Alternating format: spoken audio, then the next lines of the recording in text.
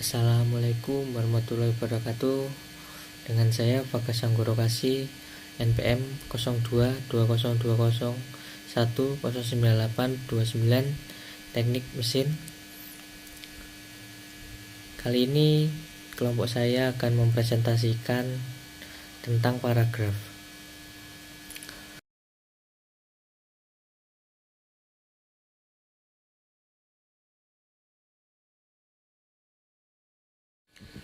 Ya, saya dan teman-teman saya berada di kelompok 5. Dengan saya Bagas Anggoro Kasih, NPM 022020109829, dan yang kedua ada Dafa Muhammad, NPM 022020109836. Yang ketiga ada Muhammad Dibyo dengan NPM 022020109848, dan yang keempat ada Adil Sobiring dengan NPM 022020109842, dan nomor 5 ada Arya Fata dengan NPM 022020109847, dan yang keenam ada Gali Rizky dengan NPM 022020109846.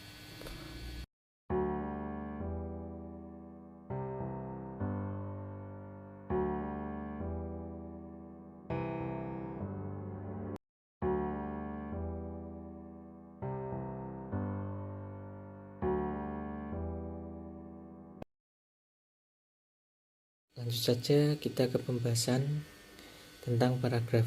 Yang pertama ada pengertian paragraf. Dengan saya Bagas Anggoro Kasih, NPM 022020109829. Pengertian paragraf: penggabungan kalimat yang berisi suatu gagasan utama atau ide pokok dan beberapa gagasan pendukung adalah arti paragraf.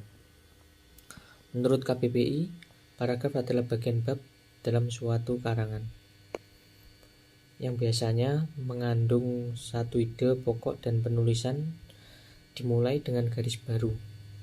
Pengertian paragraf menurut ahli kebahasaan bernama Ramlan merupakan bagian dari sebuah karangan yang di dalamnya terdapat lebih dari satu kalimat yang membahas suatu tema tertentu dengan ide pokok sebagai pengendaliannya.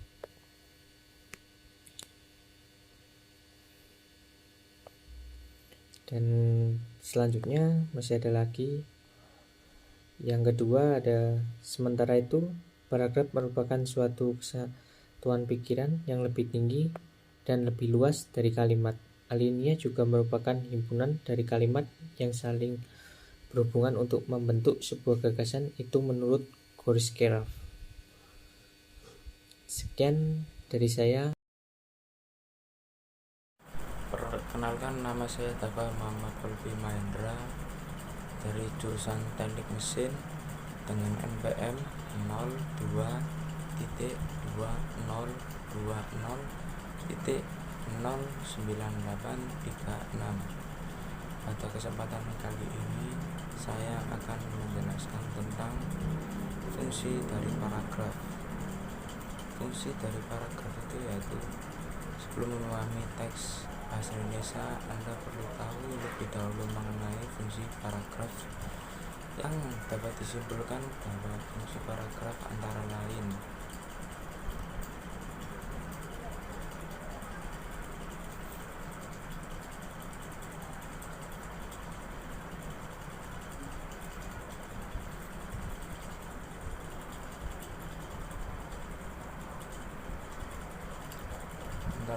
yaitu untuk mengekspresikan gagasan utama yang ingin disampaikan oleh penulis, untuk menjelaskan keseluruhan ide pokok dengan mudah, logis, dan sistematis, untuk menandai pergantian gagasan baru jika karangan tersebut memiliki lebih dari satu gagasan utama, dan untuk membantu pembaca memahami gagasan utama sebuah karangan.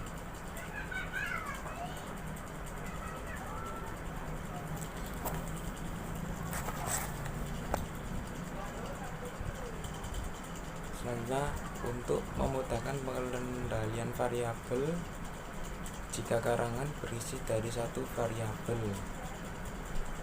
Dan yang terakhir, untuk membantu penulis menyusun dan mengembangkan ide yang akan dituangkan dalam karangannya yang berhubungan dengan topik yang akan dibahas.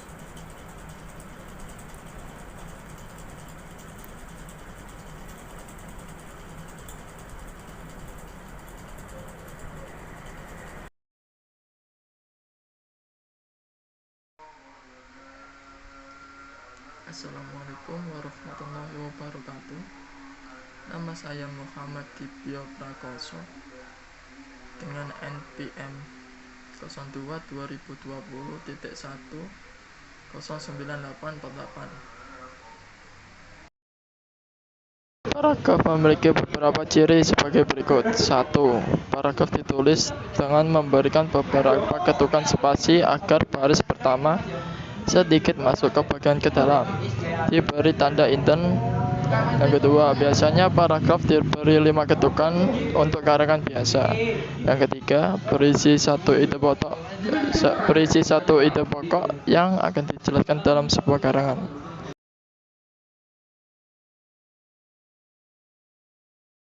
Yang keempat, berisi beberapa kalimat topik yang dapat menjelaskan dan menerangkan ide pokok karangan tersebut secara rinci.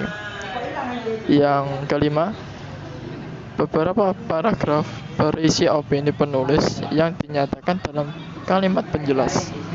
Sekian, wassalamualaikum warahmatullahi wabarakatuh. Assalamualaikum warahmatullahi wabarakatuh. Perkenalkan, nama saya Ajril Sobirin, NPM 02.20.09842. Kali ini saya akan menjelaskan tentang unsur-unsur paragraf. Sebuah paragraf bisa disebut paragraf yang baik kalau di dalamnya terdapat unsur-unsur pembentuk paragraf. Unsur-unsur tersebut adalah sebagai berikut. Yang pertama, harus berisi kalimat utama paragraf.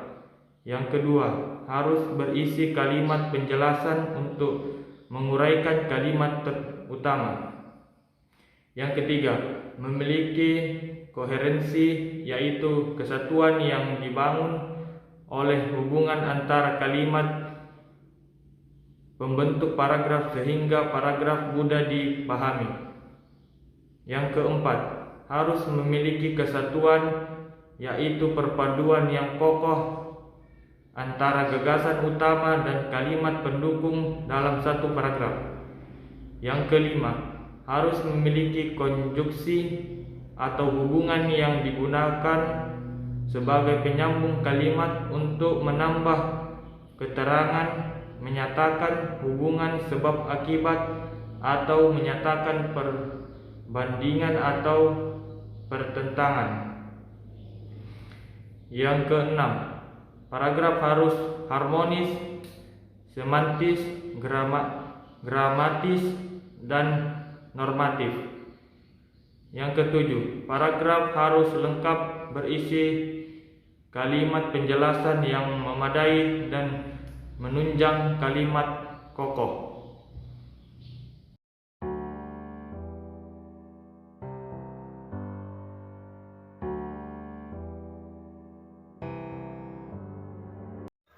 Perkenalkan, nama saya Arya Fatah Muhammadillah dari jurusan Teknik Mesin, NPM 02.20.1.09847.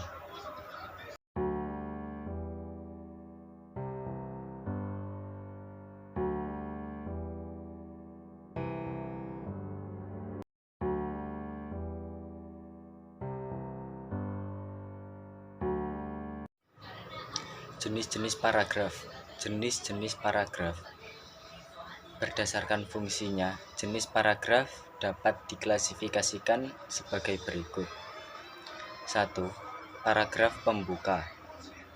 Berfungsi untuk memancing rasa ingin tahu pembaca untuk mengetahui keseluruhan isi artikel.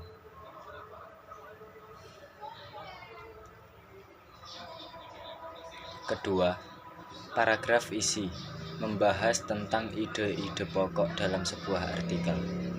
3. Paragraf penutup memiliki fungsi menyimpulkan keseluruhan isi artikel dan penekanan hal-hal yang terdapat dalam artikel. Dalam paragraf ini juga bisa berisi saran atau harapan. 4. Paragraf penghubung. Gunanya untuk menyambung satu paragraf dengan paragraf yang lainnya. Berbeda jika berdasarkan letak gagasan utama. Jenis paragraf dapat dibedakan menjadi paragraf deduktif dan paragraf induktif. Paragraf deduktif atau paragraf ide pokok terletak di bagian awal paragraf. Sementara paragraf induktif merupakan paragraf ide pokok yang terletak di akhir paragraf. Lain lagi dengan paragraf ineratif. Ini adalah paragraf yang gagasan utamanya terletak di tengah paragraf. Selain itu juga, paragraf campuran yang ide pokok utamanya terletak di awal dan di akhir paragraf. Nama saya Gali Rizky Bimantara, NPM 02.2020.1.09846. Saya dari jurusan Teknik Mesin. Di sini saya akan menjelaskan paragraf eksposisi.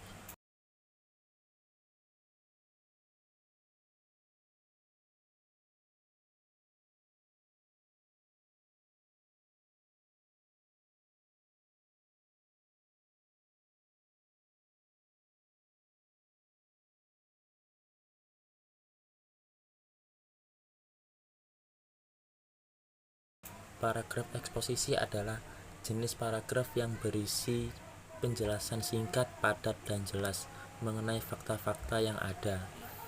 Paragraf ini berfungsi untuk menyampaikan informasi kepada pembaca dan cenderung bersifat ilmiah.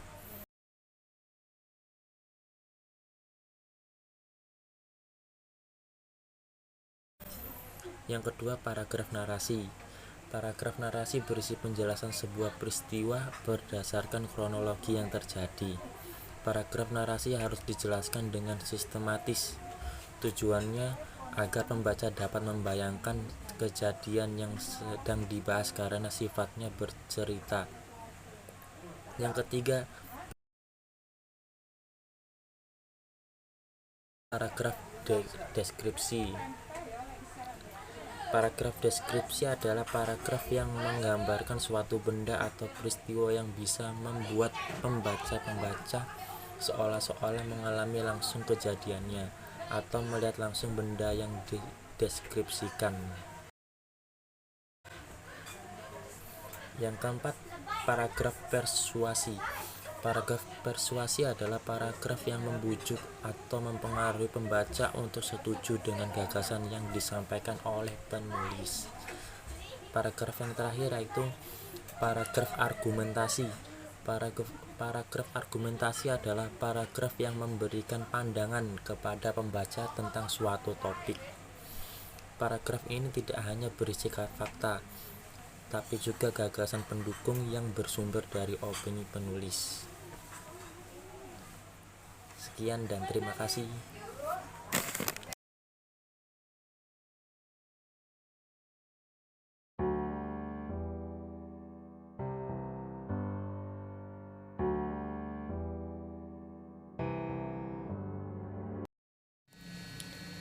Sekian presentasi dari kelompok 5 kelompok saya dengan saya Pak Sanggoro Kasih NPM 022001098299.